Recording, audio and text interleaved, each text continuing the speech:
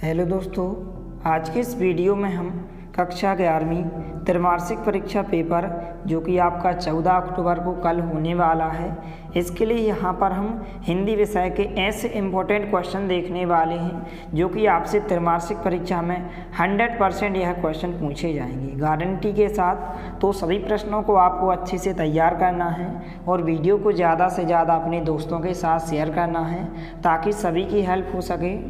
तो सबसे पहले हम आरोह भाग काव्य खंड के प्रश्न देखने वाले हैं। तो इसमें जो है कुल 17 अंक के क्वेश्चंस पूछे जाएंगे, जिसमें से वस्तुनिष्ठ प्रश्न 6 अंक में पूछे जाएंगे और 2-2 अंक के 2 क्वेश्चन, 3 अंक का 1 क्वेश्चन और 4 अंक का 1 क्वेश्चन, कुल 17 अंक के क्वेश्चंस पूछे जाएंगे। तो सबसे पहले हम वस्तुनिष्ठ प्रश्नों को देख लेते हैं। इस प्रकार से इनको आपको अच्छे से तैयार करते जाना है। इस प्रकार से वस्तुनिष्ठ प्रश्न दिए गए हैं। पहला है सही विकल्प चुनकर लिखें। पहला क्वेश्चन है कवि ने ईश्वर के कितने रूप माने हैं। इस प्रकार से 4 ऑप्शन दिए गए हैं। तो इसका जो राइट आंसर होगा, जो कबीर ने ईश्वर के एक रूप को माना है, यहाँ पर आ नंबर का ऑप्शन इसका राइट आंसर होगा। दूसरा प्रश्न है मीराबाई के आराध्य देव कौन थे। तो कौन थे? श्री कृष्ण थे। तो यहाँ पर दा नंबर का ऑप्शन इसका राइट आंसर होगा। तीसरा प्रश्न है मीराबाई की भक्ति है। तो 4 ऑप्शन दिए गए हैं। तो जो मीराबाई की भक्ति है यहाँ पर दाम्पत्य भाव की भक्ति है। इस प्रकार से 7 नंबर का ऑप्शन इसका राइट आंसर होगा। इसके बाद चौथा प्रश्न है मीराबाई ने कौन सी बेली बोई है। इस प्रकार से 4 ऑप्शन दिए गए हैं। तो कौन सी? प्रेम की यहाँ पर बेली बोई है। इस प्रकार से 12 नंबर का ऑप्शन इसका राइट आंसर होगा। पांचवा प्रश्न है मीराबाई ने श्री कृष्ण को किस रूप में स्वीकार किया है। तो यहाँ पर पति के रूप में स्वीकार किया है। 12 नंबर का ऑप्शन इसका राइट आंसर होगा। इसके बाद छठवां प्रश्न है त्रिलोचन लिखित कविता में लड़की का नाम है। तो 4 ऑप्शन दिए गए हैं। इसका जो राइट आंसर होगा चंपा। 12 नंबर का ऑप्शन इसका राइट आंसर होगा। इसके बाद यहाँ पर 7वां क्वेश्चन है चंपा लड़की है। तो 4 ऑप्शन दिए गए हैं। तो यह सुंदर की है। यहाँ पर 7 नंबर का ऑप्शन इसका राइट आंसर होगा। इसके बाद 8वां क्वेश्चन है चिरागा किसके लिए तय थे। तो इस प्रकार से 4 ऑप्शन दिए गए हैं। इसका जो राइट आंसर होगा हर घर के लिए। इस प्रकार से यहाँ पर 7 नंबर का ऑप्शन इसका राइट आंसर होगा, हर एक घर के लिए। इसके बाद यहाँ पर 9वां क्वेश्चन है। इस प्रकार से इसका जो राइट आंसर होगा शहर को। इसके बाद जो नेक्स्ट क्वेश्चन है 10वां क्वेश्चन है चंद मल्लिकार्जुन का अर्थ है। इस प्रकार से 4 ऑप्शन दिए गए हैं। इसका जो राइट आंसर होगा शिव को। यहाँ पर आ नंबर का ऑप्शन। इसके बाद यहाँ पर नेक्स्ट क्वेश्चन है 11वां क्वेश्चन है कि अक्क महादेवी वर्मा किस भाषा की कवयित्री हैं। तो कन्नड़ भाषा की कवयित्री हैं। 12वां क्वेश्चन है सबसे खतरनाक कौन सी दिशा है। तो जिसमें जो है आत्मा का सूरज डूब जाए। तो इस प्रकार से इनको आपको अच्छे से तैयार कर लेना है। इसके बाद यहाँ पर हम रिक्त स्थान देखने वाले हैं। पहला खाली स्थान है वाणी का डिटेक्टर किसको कहा जाता है। तो 2 ऑप्शन दिए गए हैं। इस प्रकार से आपको पेपर में भी इस प्रकार से खाली स्थान में और 2-2 ऑप्शन दिए जाएंगे। तो जो वाणी का डिटेक्टर किसको कहा जाता है, यहाँ पर कबीर दास जी को कहा जाता है। कबीर इसका राइट आंसर होगा। दूसरा खाली स्थान है कबीर भक्ति काल की किस काव्य धारा के कवि हैं। तो यहाँ पर 2 ऑप्शन दिए गए हैं। इसका जो राइट आंसर होगा निर्गुण। तो आंसर में आपको निर्गुण लिखना है। तीसरा खाली स्थान है मीरा की भाषा है। तो जो मीरा जी की भाषा है वह राजस्थानी है, आपको अच्छे से ध्यान रखना है। इसके बाद यहाँ पर चौथा खाली स्थान है मीरा ने प्रेम की बेली में किसको सींचा है। तो यहाँ पर आंसुओं का जल सींचा है।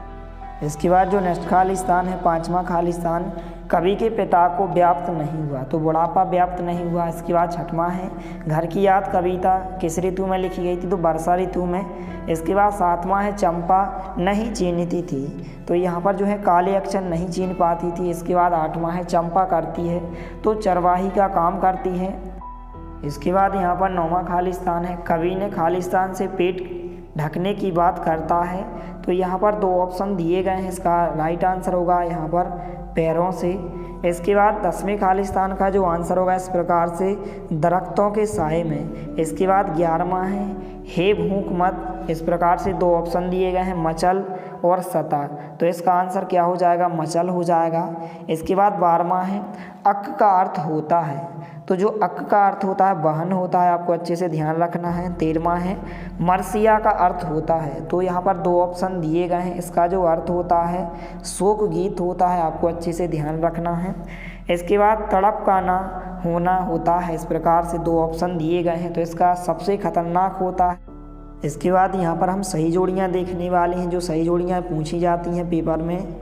तो इस प्रकार से यहाँ पर सही जोड़ियाँ दी गई हैं। पहला है हम तो एक एक करी जाना, इस प्रकार से दी गई हैं। तो इसका जो आंसर होगा पहले का यहाँ पर कबीर हो जाएगा, 7 नंबर से मिलाना है। दूसरा है मेरे तो गिरधर गोपाल दूसरों ना कोई नभ में, इस प्रकार से क्वेश्चन दिया गया है। तो इसका आंसर क्या होगा, मीराबाई ने यह कथन कहा था। तीसरा है परिताप, तो इसका आंसर क्या हो जाएगा, अत्यधिक दुख होगा, 8 नंबर से मिलाना है। चौथा है सोने पर सुहागा, तो सोने पर सुहागा, इसका आंसर क्या हो जाएगा, भवानी प्रसाद मिश्र हो जाएगा। इसके बाद जो लास्ट है मुतमईन, तो इसका आंसर क्या हो जाएगा, इस प्रकार से चंपा हो जाएगा। इसके बाद दूसरे क्वेश्चन में भी सही जोड़ियाँ पूछी गई हैं, तो इनको भी आप अच्छे से तैयार करें। चंपा काले अक्षर नहीं चीनती, तो इस प्रकार से इसका जो आंसर होगा यहाँ पर त्रिलोचन से होगा। अब तो आप 2 नंबर से मिला देना है। दूसरा है कहाँ तो तय था चिरागा हर एक घर के लिए, तो इसका जो आंसर होगा यहाँ पर दुष्यंत कुमार से आपको मिलाना है, 7 नंबर से। तीसरा है हे भूख मत मचल, इसका जो आंसर होगा तो इसको आपको अक्क महादेवी वर्मा से मिलाना है, 8 नंबर के ऑप्शन से। सबसे खतरनाक, तो सबसे खतरनाक यहाँ पर क्या हो जाएगा, पास हो जाएगा, 12 नंबर से आपको मिलाना है। इसके बाद आओ मिलकर बचाएं, तो इसका जो आंसर होगा निर्मला पुतुल हो जाएगा, 5 नंबर से मिलाना है। तो इस प्रकार से सही जोड़ियाँ हो जाएंगी। इसके बाद और भी सही जोड़ियाँ दी गई हैं इस प्रकार से। मीरा के प्रभु, तो मीरा के प्रभु गिरधर नागर होगा। दूसरा है रत्नाकर से ने निर्मित कर दी, तो यहाँ पर इसका आंसर क्या हो जाएगा, स्वर्ण सड़क हो जाएगा। इस प्रकार से 2 नंबर से मिलाना है। कुल की कहानी, तो कुल की कहानी परिवार की मर्यादा हो जाएगा, 8 नंबर से। इसके बाद धनुष तीर और कुल्हाड़ी, तो आदिवासियों की दिलचस्पी के प्रतीक हो जाएंगे। इसके बाद 5वें नंबर में भी सही जोड़ियाँ दी गई हैं, तो इनको भी आप अच्छे से मिला लें। पहला है हिंदी कविता का जागरण काल, तो किसे कहा जाता है, भारतेंदु युग को कहा जाता है, 5 नंबर से मिलाना है। दूसरा है कृष्ण भक्ति शाखा के प्रमुख कवि, तो कौन है, सूरदास जी हैं, 8 नंबर का ऑप्शन होगा। इसके बाद द्विवेदी युग के प्रवर्तक, तो द्विवेदी युग के प्रवर्तक कौन है, महावीर प्रसाद द्विवेदी जी हैं, ई नंबर से आपको मिलाना है। आदिकाल का अन्य नाम, तो इसका अन्य नाम क्या होता है, वीरगाथा काल होता है, 12 नंबर से मिलाना है। इसके बाद तार सप्तक, तो तार सप्तक क्या होता है, यहाँ पर प्रयोगवाद होता है, तो प्रयोगवाद से आपको मिलाना है। तो इस प्रकार से आंसर हो जाएंगे। इसके बाद हम एक शब्द या एक वाक्य में जो भी क्वेश्चंस पूछे जाने हैं यहाँ पर हम इनके आंसर देखने वाले हैं, तो वीडियो के साथ अंत तक बने रहिए। पहला है यहाँ पर मानव शरीर का निर्माण किन पंच तत्वों से हुआ है, तो आपको अच्छे से ध्यान रखना है। जो पंच तत्व हैं पृथ्वी, आकाश, वायु, अग्नि और जल। फिर से आप सुने, पृथ्वी, आकाश, वायु, अग्नि और जल। यहाँ पर आप अग्नि भी लिख सकते हैं और जल, पृथ्वी, आकाश, वायु, अग्नि और जल से।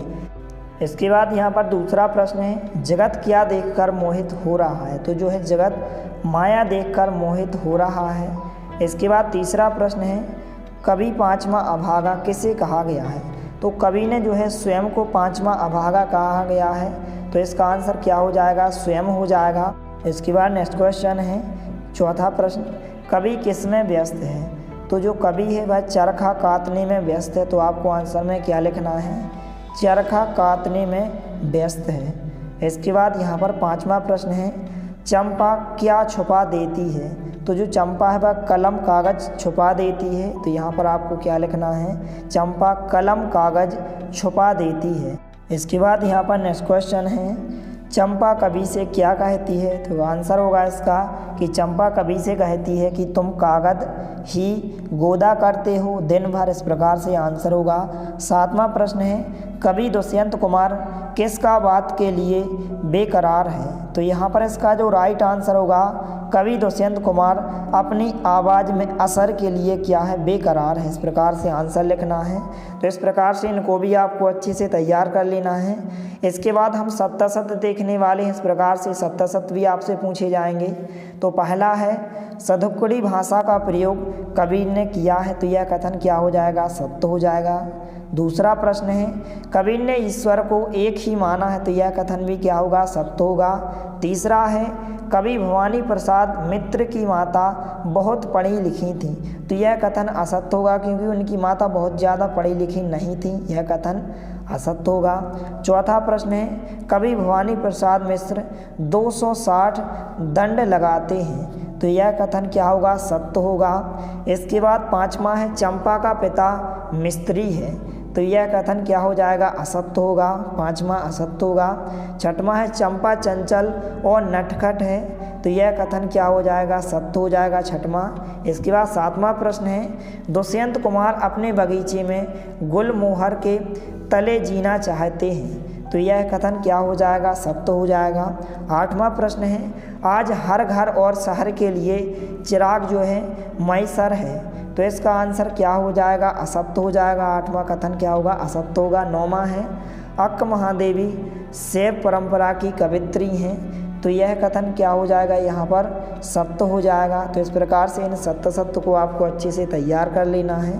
इसके बाद यहाँ पर हम 2 अंक के लिए यहाँ पर क्वेश्चन देखने वाले हैं, लघुत्तरीय प्रश्न जो कि 2 अंक में पूछे जाते हैं। तो इस प्रकार से इनमें से आपको कौन कौन तैयार करना है? पहला आपको अच्छे से तैयार करना है कि कबीर की दृष्टि में ईश्वर एक है, इसके समर्थन में उन्होंने क्या तर्क दिए हैं। 2 अंक में क्वेश्चन पूछा जाएगा। इसके बाद दूसरा भी आपको तैयार करना है कि कबीर ने अपने आप को दीवाना क्यों कहा है। तीसरा प्रश्न है मीरा कृष्ण की उपासना किस रूप में करती हैं, वह रूप कैसा है। इसके बाद चौथा भी आपको अच्छे से तैयार करना है कि मायके आई बहन के लिए कवि ने घर को परिताप का घर क्यों कहा है। इसके बाद पांचवा प्रश्न है पिता के व्यक्तित्व किसी के विशेषताओं को उकेरा गया है। इसके बाद छठवां प्रश्न है चंपा को किस बात पर अचरज होता है और क्यों। तो इस प्रकार से इन 6 प्रश्नों को आपको अच्छे से तैयार करना है। इसके नेक्स्ट वीडियो में आपको इन सभी प्रश्नों के आंसर उपलब्ध कराए जाएंगे। यदि आपके पास गाइड वगैरह है या प्रबोध नवबोध जो कुछ भी है आपके पास, उसमें से आप इन सभी क्वेश्चंस को अच्छे से तैयार कर सकते हैं। इसके बाद जो है 2 अंक में से इनमें से एक क्वेश्चन पूछा जाता है, तो यहाँ पर इसमें से आप जो है रीतिकाल की 2 विशेषताएं अच्छे से तैयार करें, छायावाद कविता की विशेषताएं और यहाँ पर नई कविता की विशेषताएं। और रीतिकाल को जो है श्रृंगार काल क्यों कहा जाता है, इस प्रकार से क्वेश्चन पूछा जाता है। 2 अंक का एक क्वेश्चन इसमें से पूछा जाता है। तो इन 4-5 क्वेश्चन को आपको अच्छे से तैयार करना है। और ऊपर हमने आपको 6 क्वेश्चन बताए हैं, तो इनमें से 2 अंक का एक क्वेश्चन पूछा जाएगा, तो इनको भी आपको अच्छे से तैयार करना है इस प्रकार से। इसके बाद यहाँ पर इसमें से एक कवि परिचय पूछा जाता है 3 अंक में। इस प्रकार से आपसे कहा जाएगा तो आपको कबीरदास जी का और मीरा जी का और भवानी प्रसाद मिश्र इन तीनों के आपको कवि परिचय अच्छे से तैयार करना है। 2 रचनाएं कबीरदास जी की और मीराबाई की, भाव पक्ष, कला पक्ष और साहित्य में स्थान। 3 अंक में यह क्वेश्चन पूछा जाता है। और भवानी प्रसाद मिश्र, कबीरदास जी और मीराबाई इन तीनों के कवि परिचय को आप अच्छे से तैयार करें। इनकी 2-2 रचनाएं, भाव पक्ष, कला पक्ष और साहित्य में स्थान। इसके बाद जो नेक्स्ट क्वेश्चन पूछा जाता है इसमें से यहाँ पर इस प्रकार से आपको एक पद्यांश दिया जाएगा और आपसे कहा जाएगा कि संदर्भ प्रसंग सहित व्याख्या लिखिए। 4 अंक में यह क्वेश्चन पूछा जाता है। तो इसमें से आप जो पहला दिया गया है इसको आप अच्छे से तैयार करें, दूसरा भी आप अच्छे से तैयार करें और सबसे ज़्यादा जो इम्पोर्टेंट है इसमें तीसरा है कि मेरे तो गिरधर गोपाल, इसको आप अच्छे से तैयार करें। इस प्रकार से दिया गया है। इसके बाद यहाँ पर काव्यबोध, तो काव्यबोध में से जो है कुल 9 अंक के क्वेश्चंस पूछे जाते हैं, जिसमें से वस्तुनिष्ठ प्रश्न 5 अंक में पूछे जाएंगे और 2-2 अंक के 2 क्वेश्चंस पूछे जाते हैं। तो यहाँ पर सबसे पहले हम वस्तुनिष्ठ प्रश्नों को देख लेते हैं, जो कि 1-1 अंक के 5 क्वेश्चंस पूछे जाते हैं। पहला प्रश्न है रमणीयार्थ प्रतिपादक है शब्द है काव्यम परिभाषा है, तो किसके अनुसार है? पंडित जगन्नाथ। 7 नंबर का ऑप्शन इसका राइट आंसर होगा। दूसरा प्रश्न है महाकाव्य में सर्गों की संख्या होती है, तो कितनी होती है? 8 या 8 से अधिक होती है। आपको अच्छे से ध्यान रखना है। 7 नंबर का ऑप्शन इसका राइट आंसर होगा। इसके बाद यहाँ पर तीसरा क्वेश्चन है जैसे वाणी काष्ठ की काटें अग्री न काटें कोई में अलंकार है, तो यहाँ पर 4 ऑप्शन दिए गए हैं। इसका जो राइट आंसर होगा इसमें कौन सा अलंकार होगा? दृष्टांत अलंकार होगा। 7 नंबर का ऑप्शन इसका राइट आंसर होगा। चौथा प्रश्न है यहाँ दरख्तों के साए में धूप में अलंकार है, तो कौन सा अलंकार होगा? विरोधाभास अलंकार होगा। 8 नंबर का ऑप्शन इसका राइट आंसर होगा। इसके बाद यहाँ पर जो 5वां प्रश्न है श्रृंगार शांत व करुण रस की प्रधानता होती है, तो क्या होती है? माधुर्य गुण होता है। इस प्रकार से 8 नंबर का ऑप्शन इसका राइट आंसर होगा। छठवां प्रश्न है निम्न में से कौन सा खंड काव्य नहीं है, तो आपको 4 ऑप्शन दिए गए हैं। इसका जो राइट आंसर होगा यहाँ पर पद्मावत जो है खंड काव्य नहीं है, तो यहाँ पर द नंबर का ऑप्शन इसका राइट आंसर होगा। इसके बाद 7वां प्रश्न पूछा गया है करुण रस का स्थायी भाव है, तो इनके स्थायी भाव जितने भी रस के अंग हैं, यहाँ पर रस के कुल कितने अंग माने गए हैं, 10 अंग माने गए हैं। प्रत्येक रस का आपको स्थायी भाव अच्छे से तैयार कर लेना है, क्योंकि इस प्रकार से ऑब्जेक्ट टाइप क्वेश्चंस में पूछे जाते हैं। तो करुण रस का स्थायी भाव क्या होता है, शोक होता है। आ नंबर का ऑप्शन इसका राइट आंसर होगा।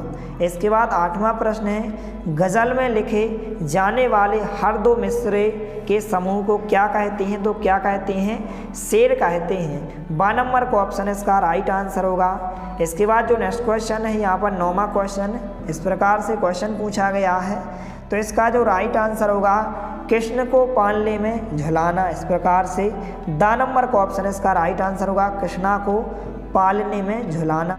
इसके बाद यहाँ पर 10वां क्वेश्चन है, इस प्रकार से श्री कृष्ण के सुन वचन अर्जुन क्रोध से जलने लगे, शौक अपना भूल कर करतल युगल मलने लगे, उपयुक्त पंक्तियों में अनुभव पहचानिए। इस प्रकार से 4 ऑप्शन दिए गए हैं, तो इसका जो राइट आंसर होगा करतल युगल होगा। इस प्रकार से 12 नंबर का ऑप्शन इसका राइट आंसर होगा। इसके बाद 11वां क्वेश्चन है प्रबंध काव्य के भेद हैं, तो यहाँ पर 4 ऑप्शन दिए गए हैं। इसका जो राइट आंसर होगा खंड काव्य, महाकाव्य, आख्यानिक, गीति। इस प्रकार से आ नंबर का ऑप्शन इसका राइट आंसर होगा। इसके बाद यहाँ पर 12वां क्वेश्चन है जहाँ कारण होने पर भी कारण ना हो वहाँ अलंकार होता है, तो 4 ऑप्शन दिए गए हैं। इसका जो राइट आंसर होगा विभावना होगा, 12 नंबर का ऑप्शन इसका राइट आंसर होगा।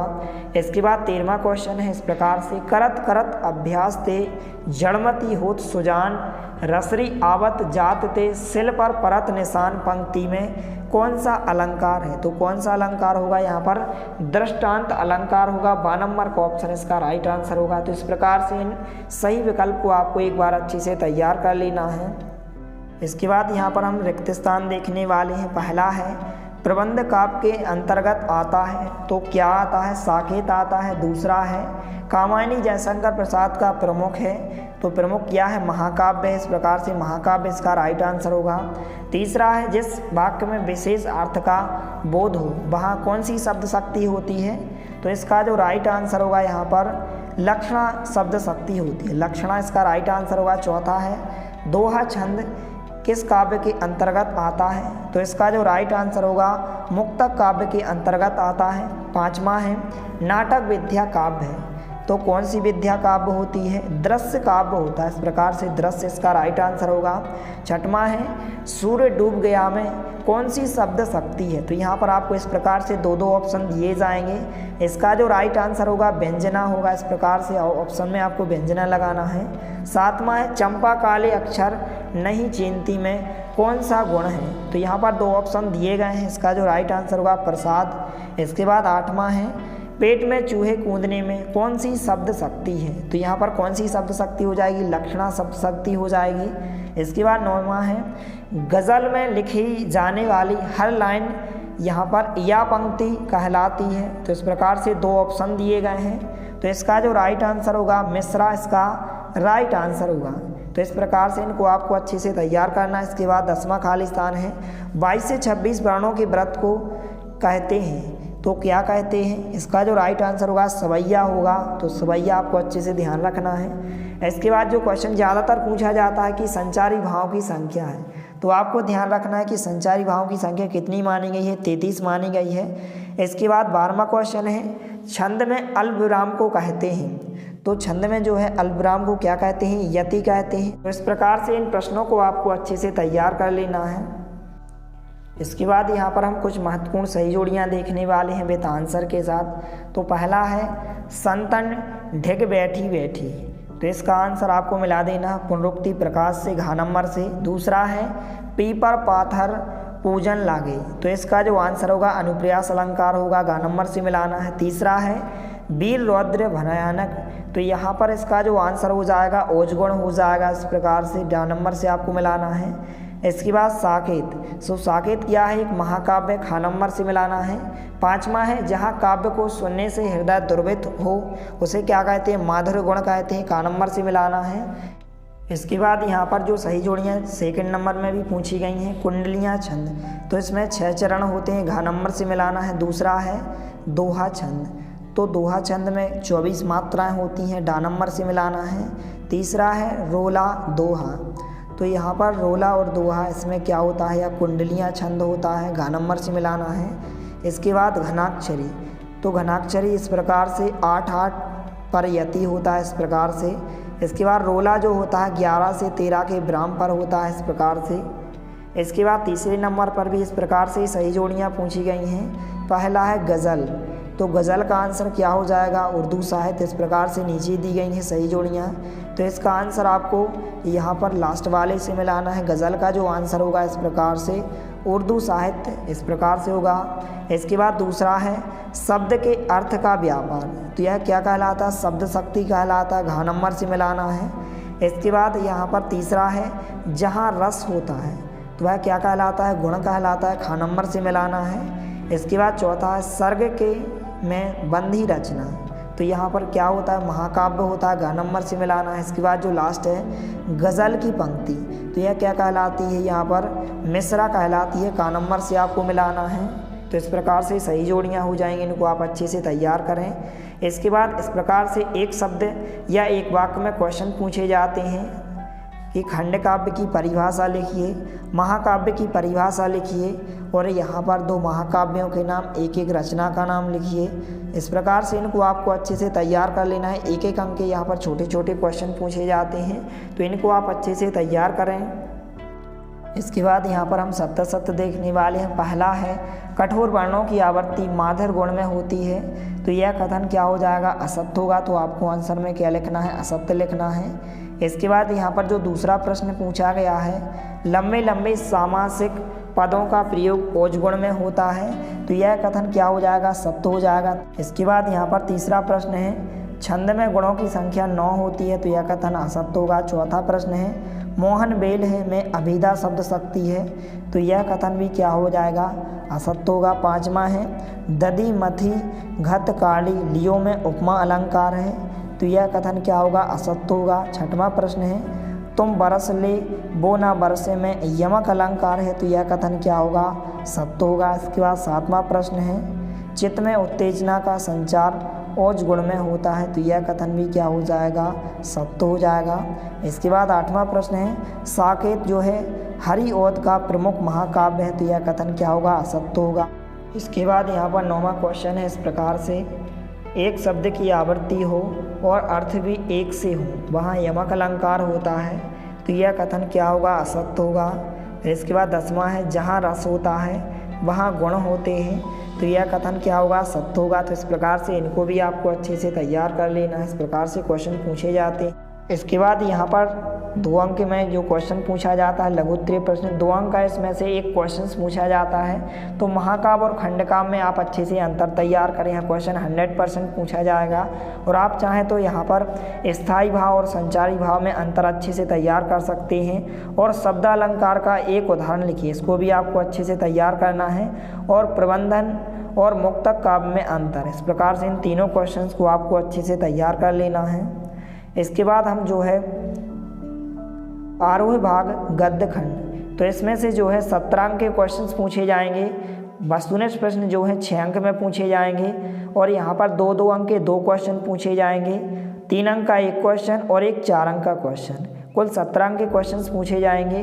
तो सबसे पहले हम वस्तुनिष्ठ प्रश्नों को देख लेते हैं। तो इसमें से जो है 6 अंक के वस्तुनिष्ठ प्रश्न पूछे जाएंगे, इसलिए आपको अच्छे से तैयार करना है।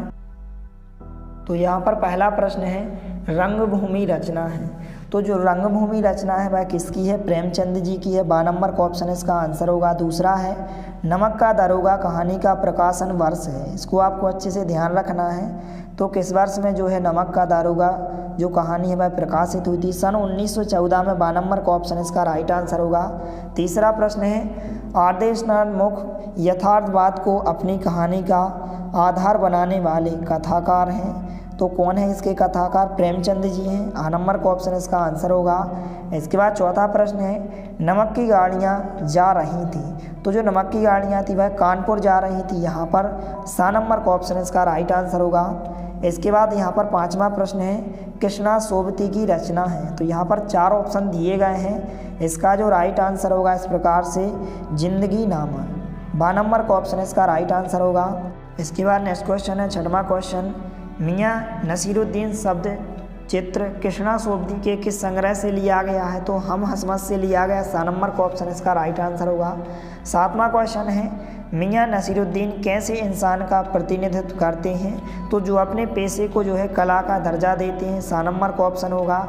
इसके बाद आठवां है, मियाँ नसीरुद्दीन कितने प्रकार की रोटियां बनाने के लिए मशहूर थे? तो यहाँ पर जो है 56 प्रकार की रोटियां, सा नंबर का ऑप्शन इसका राइट आंसर होगा। इसके बाद जो नेक्स्ट क्वेश्चन है, 9वां क्वेश्चन इस प्रकार से पूछा गया है कि काम करने से आता है नसीहतों से नहीं, यह कथन किसका है? तो दा नंबर का ऑप्शन होगा मियाँ नसीरुद्दीन का। इसके बाद यहाँ पर 10वां क्वेश्चन है, मियाँ नसीरुद्दीन के दादाजी का क्या नाम था? तो मियाँ कल्लन, आ नंबर का ऑप्शन होगा। 11वां क्वेश्चन है, अपू के साथ 2.5 साल पाठ गद्य की विद्या है, तो इसका जो राइट आंसर होगा संस्मरण, दा नंबर का ऑप्शन इसका राइट आंसर होगा। इसके बाद 12वां क्वेश्चन है, पथेर पांचाली फिल्म की शूटिंग का काम कितने साल तक चला? तो यहाँ पर 4 ऑप्शन दिए गए हैं, तो इसका काम जो है 2.5 साल तक चला था, इस प्रकार से आंसर हो जाएगा यहाँ पर दा नंबर का ऑप्शन। 13वां क्वेश्चन है, रेलवे लाइन के समीप वाला मैदान कौन से फूलों से भरा पड़ा था या भरा हुआ था? तो 4 ऑप्शन दिए गए हैं, इसका जो राइट आंसर होगा काश फूल, जो कि ऑप्शन नंबर 12 में दिया गया है। तो इस प्रकार से इन सभी प्रश्नों को आपको अच्छे से तैयार कर लेना है। इसके बाद यहाँ पर हम रिक्त स्थान देखने वाले हैं। पहला है, मासिक वेतन को किसका चांद कहा गया है? तो 2 ऑप्शन दिए गए हैं, तो किसका चांद कहा गया है? पूर्णिमा का। दूसरा है, पंडित अलूपुद्दीन का किस पर अखंड विश्वास था? तो किस पर अखंड विश्वास था? लक्ष्मी जी पर यहाँ पर।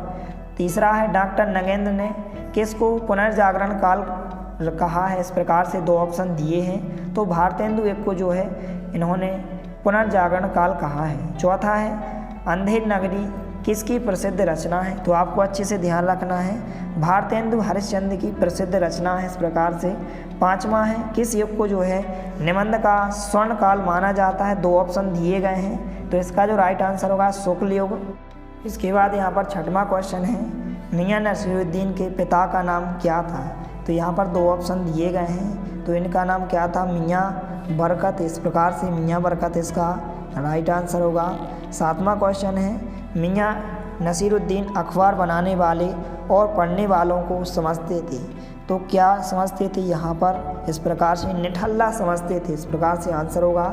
8वां है, पथेर पांचाली फिल्म की भाषा है, तो इनकी फिल्म की भाषा क्या है? यहाँ पर बांग्ला भाषा है, इस प्रकार से आपको ध्यान रखना है। इसके बाद जो क्वेश्चन है, जिंदगी नामा प्रसिद्ध है, तो जिंदगी नामा एक प्रसिद्ध क्या है? उपन्यास है। इसके बाद 10वां है कि मियाँ नसीरुद्दीन के मसीहा थे, तो कौन थे? नान भाइयों के थे, इस प्रकार से आंसर होगा नान भाइयों के। इसके बाद जो क्वेश्चन है, नेक्स्ट क्वेश्चन 11वां क्वेश्चन, पापड़ से भी अधिक महीन रोटी होती है, तो क्या होती है? इस प्रकार से तुनकी की रोटी होती है, इस प्रकार से ध्यान रखना है। इसके बाद हम सही जोड़ियाँ देखने वाले हैं। पहला है कवि वचन सुधा, तो इसका आंसर भारतेंदु हरिश्चंद्र से मिलाना है, इस प्रकार से खा नंबर से। इसके बाद दूसरा है रजनी, तो रजनी इस प्रकार से मन्नू भंडारी, घा नंबर से मिलाना है। इसके बाद तीसरा है ब्राह्मण, तो ब्राह्मण क्या हो जाएगा? प्रताप नारायण मिश्र होगा, इस प्रकार से आपको डा नंबर से मिलाना है। इसके बाद प्रेमचंद, तो प्रेमचंद यहाँ पर कायाकल्प हो जाएगा, 4 नंबर से मिलाना है। इसके बाद मतवाला, तो मतवाला सूर्यकांत त्रिपाठी ने डाला, गा नंबर से मिलाना है। इसके बाद कर्मवीर, तो कर्मवीर यहाँ पर इसका आंसर क्या होगा? माखनलाल चतुर्वेदी, इस प्रकार से आपको 6 नंबर से मिलाना है। इसके बाद जो लास्ट में पूछा गया सूरजमुखी अंधेरे में, तो इसका आंसर क्या हो जाएगा? कृष्णा सोबती हो जाएगा, का नंबर से मिलाना है। तो इस प्रकार से सही जोड़ियाँ हो जाएंगी, इनको आप अच्छे से तैयार करें। इसके बाद एक शब्द या एक वाक्य में क्वेश्चन पूछे गए हैं। पहला है कि बंसीधर ने किससे बैर मोल लिया था, तो किससे बैर मोल लिया था? यहाँ पर धन से जो है इन्होंने बैर मोल लिया था। इसके बाद दूसरा है पंडित अलूपुद्दीन ने मुंशी बंशीधर को किस पद पर नियुक्त किया था? तो आपको ध्यान रखना है अपनी संपूर्ण संपत्ति का स्थायी मैनेजर यहाँ पर उन्होंने नियुक्त किया था। तीसरा है उपन्यास एवं कहानी विद्या का काल विभाजन किसके नाम के आधार पर किया गया? तो किसके नाम के आधार पर? प्रेमचंद के नाम के आधार पर किया गया। इसके बाद चौथा है नमक का दारोगा कहानी के अंत में किसकी जीत हुई? तो किसकी जीत हुई थी? धर्म की और सत्य की। यहाँ पर आप धर्म की लिख सकते हैं, यहाँ पर सत्य की। इसके बाद पांचवा है गोदान उपन्यास एवं पूस की रात कहानी किस प्रकार की रचना है? तो किस प्रकार की रचना है? यहाँ पर यथार्थवादी रचना है। इसके बाद छठवां क्वेश्चन है मियाँ नसीरुद्दीन के खानदान का पैसा क्या था? तो क्या था? यहाँ पर नानवाई था। इसके बाद सातवां प्रश्न है तालीम की तालीम बड़ी चीज़ है, यह कथन किसका है? तो यह कथन किसका था? मियाँ नसीरुद्दीन का था। इसके बाद यहाँ पर आठवां क्वेश्चन है पथेर पांचाली फिल्म में मिठाई बेचने वाले का क्या नाम था? तो यहाँ पर इसका जो राइट आंसर होगा श्रीनिवास होगा। इसके बाद नौवां क्वेश्चन है अपू की माँ का क्या नाम था? तो यहाँ पर जो अपू की माँ थी उनका क्या नाम था? सर्वजया था। इसके बाद 10वां है भारत मित्र के संपादक का नाम लिखिए। तो इसको आपको अच्छे से ध्यान रखना है बाल मुकुंद गुप्त। भारत मित्र के संपादक का नाम क्या है? बाल मुकुंद गुप्त। तो इस प्रकार से इनको भी अच्छे से तैयार कर लेना है। इसके बाद हम सत्ताशब्द देखने वाले हैं। पहला है मुंशी बंशीधर के पिता उन्हें ईमानदारी का पाठ पढ़ाते थे। तो यह कथन क्या होगा? असत्य होगा। दूसरा है नमक का दारोगा कहानी के अंत में धन की जीत हुई। तो यह कथन असत्य होगा क्योंकि सत्य की जीत हुई थी यहाँ पर। तीसरा है प्रेमचंद का कहानी संग्रह मानसरोवर जो है 8 खंडों में विभक्त है। तो यह कथन क्या हो जाएगा? सत्य होगा। चौथा प्रश्न है न्याय के मैदान में धर्म और धन के बीच युद्ध ठन गया। तो यहाँ पर इसका जो आंसर हो जाएगा सत्य हो जाएगा यह कथन। इसके बाद यहाँ पर 5वां क्वेश्चन है मियाँ नसीरुद्दीन ने पंच हजारी अंदाज में सिर हिलाया। तो इसका जो कथन होगा यह कथन सत्य हो जाएगा। 6वां है अपू की माँ उसे जो है रोटी सब्जी खिला रही थी। तो यह कथन क्या हो जाएगा? असत्य होगा। 7वां प्रश्न है पथेर पांचाली फिल्म के एक सीन में 3 अलग अलग रेलगाड़ियों का इस्तेमाल किया गया था। तो यह कथन क्या हो जाएगा? सत्य हो जाएगा। 8वां प्रश्न है पथेर पांचाली फिल्म सन 1955 में प्रदर्शित हुई। तो यह कथन क्या होगा? सत्य होगा। 9वां क्वेश्चन है पथेर पांचाली फिल्म के लेखक जो हैं सत्यजीत राय हैं। तो यह कथन क्या हो जाएगा? सत्य हो जाएगा। तो इस प्रकार से इनको भी आपको अच्छे से तैयार कर लेना। इस प्रकार से क्वेश्चन दिए गए हैं। इसके बाद यहाँ पर हम लघुत्तरीय प्रश्न देखने वाले हैं जो कि 2-2 अंक में क्वेश्चंस पूछे जाते हैं इस प्रकार से। तो पहला है मुंशी बंशीधर ने अपना मित्र और पथ प्रदर्शक किसे बताया है? इसको आपको अच्छे से तैयार करना है। दूसरा है पंडित अलूपुद्दीन की गाड़ियाँ कहाँ, क्यों और किसने रोकी थी? तीसरा है पंडित अलूपुद्दीन ने बंशीधर को अपनी सारी जायदाद का स्थायी मैनेजर क्यों नियुक्त किया? चौथा प्रश्न है नमक का दारोगा कहानी का कौन सा पात्र आपको सर्वाधिक प्रभावित करता है और क्यों? 5वां प्रश्न है मियाँ नसीरुद्दीन के व्यक्तित्व की 2 विशेषताएं लिखिए। इसके बाद 6वां प्रश्न है नानवाई किसे कहते हैं? 7वें प्रश्न को भी आपको अच्छे से तैयार करना है। इसके बाद 10वें प्रश्न को आपको अच्छे से तैयार करना है लॉर्ड कर्जन कैसा वायसराय था? तो इस प्रकार के क्वेश्चन पूछे जाते हैं। शिव समूह के 2 गायों की कहानी के माध्यम से लेखक क्या कहना चाहता है? तो इस प्रकार से इन प्रश्नों को आपको अच्छे से तैयार करना है। इस प्रकार से क्वेश्चन दिए गए हैं तो इनको आप अच्छे से तैयार करें। इसके बाद इस क्वेश्चन को भी आपको अच्छे से तैयार करना है। शुक्ल युग के 2 प्रमुख निबंधकार एवं उनकी रचना आपको तैयार करना है। और यहाँ पर जो क्वेश्चन इसमें से 2 अंक का एक क्वेश्चन पूछा जाता है रेखाचित्र एवं संस्मरण में 2 अंतर, जीवनी एवं आत्मकथा में, कहानियों और उपन्यास में, और एकांकी और नाटक में, या फिर नाटक और एकांकी में। इन चारों क्वेश्चंस को आपको अच्छे से तैयार करना है। इसमें से 2 अंक में एक क्वेश्चन 100% पूछा जाएगा। इसके बाद कवि परिचय 3 अंक में आपसे एक कवि परिचय पूछा जाता है। तो आपको प्रेमचंद, कृष्णा सोबती और सत्यजीत राय इन तीनों के कवि परिचय को आपको अच्छे से तैयार कर लेना है। इनकी 2 रचनाएं, भाषा शैली और साहित्य में स्थान। 3 अंक में 100% यह क्वेश्चन पूछा जाएगा। इसके बाद इसमें से जो है 4 अंक का एक इस प्रकार से यहाँ पर गद्यांश पूछा जाता है। आपको इस प्रकार से एक गद्यांश दिया जाएगा और आपसे कहा जाएगा कि संदर्भ प्रसंग सहित इसकी व्याख्या लिखिए। 4 अंक में एक क्वेश्चन पूछा जाता है। तो पहला इंपॉर्टेंट है, इसको आप अच्छे से तैयार करें। इसके बाद जो है निबंध लेखन में से 4 अंक में एक निबंध पूछा जाएगा। तो निबंध लेखन में आपको जीवन में खेलों का महत्व, पर्यावरण प्रदूषण और विज्ञान के चमत्कार, इन तीनों निबंधों को आपको अच्छे से तैयार कर लेना है। तीनों में से जो है एक 100% पूछा जाएगा, तो आप निबंध को अच्छे से तैयार करें। इसके बाद यहाँ पर जो है पत्र लेखन में से यहाँ पर 4 अंक में एक क्वेश्चन पूछा जाता है। तो इसमें यहाँ पर जो सबसे ज़्यादा पूछा जाता है इस प्रकार से कि परीक्षा काल में ध्वनि विस्तार यंत्रों के बजाने पर रोक लगाने हेतु जिलाधीश को एक प्रार्थना पत्र लिखिए। या फिर इस प्रकार से पूछा जाता है कि शाला शुल्क से मुक्ति हेतु विद्यालय के प्राचार्य को एक आवेदन पत्र लिखिए। तो यहाँ पर शुल्क मुक्ति के लिए आपको अच्छे से तैयार करना है। और परीक्षा काल में ध्वनि विस्तार यंत्रों के बजाने पर रोक लगाने हेतु जिलाधीश को एक प्रार्थना पत्र, इसको आपको अच्छे से तैयार करना है। या फिर आप इसको भी अच्छे से तैयार कर सकते हैं कि सचिव माध्यमिक शिक्षा मंडल भोपाल को 10वीं बोर्ड परीक्षा की अंक सूची की द्वितीय प्रति प्राप्त करने हेतु एक आवेदन पत्र लिखिए। या फिर क्वेश्चन नंबर 10 में जो पूछा गया है, अपने पिताजी को अपनी परीक्षा की तैयारी के विषय में एक पत्र लिखिए। तो पत्र में यहाँ पर यह पूछा जाएगा पिताजी को पत्र अपनी परीक्षा की तैयारी के बारे में बताते हुए, या सचिव माध्यमिक शिक्षा मंडल। तो इन चारों को आपको अच्छे से तैयार करना है। 4 अंक में एक क्वेश्चन पूछा जाता है, इसलिए आप अच्छे से तैयार करें। इसके बाद यहाँ पर आपठित बोध में से जो है 3 अंक में एक आपको आपठित गद्यांश दिया जाएगा और इस प्रकार से क्वेश्चंस पूछे जाते हैं। इस प्रकार से आपठित आपको एक गद्यांश दिया जाएगा। इस गद्यांश को पढ़कर आपको इस प्रकार से नीचे प्रश्न पूछे जाएंगे, 3 क्वेश्चंस पूछे जाएंगे। तो इसको आपको अच्छे से पढ़ लेना है। इस प्रकार से नीचे यहाँ पर इनके आंसर भी दिए गए हैं। तो इस प्रकार से 3 अंक में एक आपठित गद्यांश पूछा जाता है, इस प्रकार से 3 क्वेश्चंस पूछे जाते हैं। तो इसको भी आपको अच्छे से तैयार कर लेना है।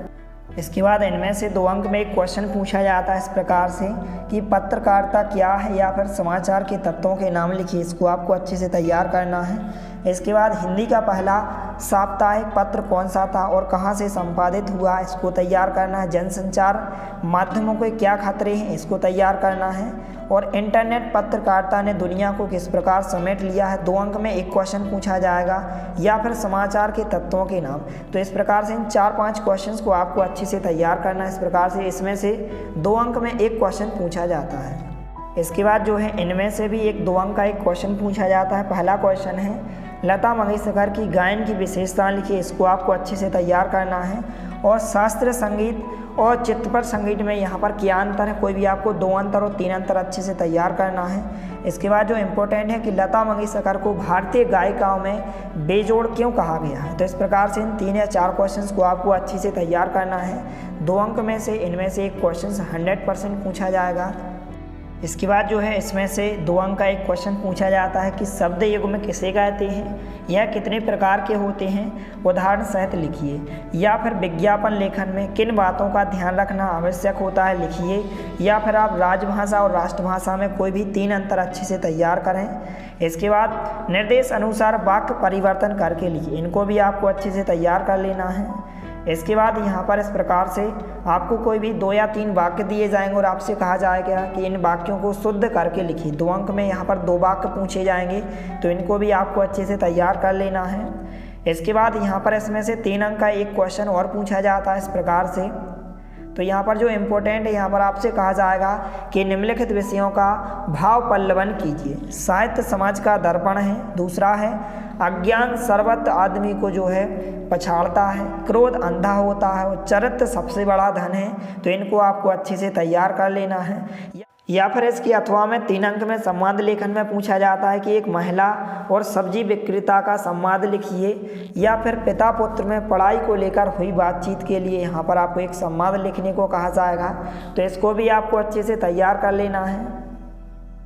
तो इस प्रकार से इन सभी प्रश्नों को आपको अच्छे से तैयार कर लेना है। इसके नेक्स्ट वीडियो में इन प्रश्नों के आंसर उपलब्ध कराए जाएंगे। और यदि आप इस PDF को डाउनलोड करना चाहते हैं तो आप हमारे टेलीग्राम चैनल को ज्वाइन कीजिए। नीचे डिस्क्रिप्शन बॉक्स में लिंक दी गई है, तो टेलीग्राम चैनल पर आपको इसकी PDF उपलब्ध कराई जाएगी।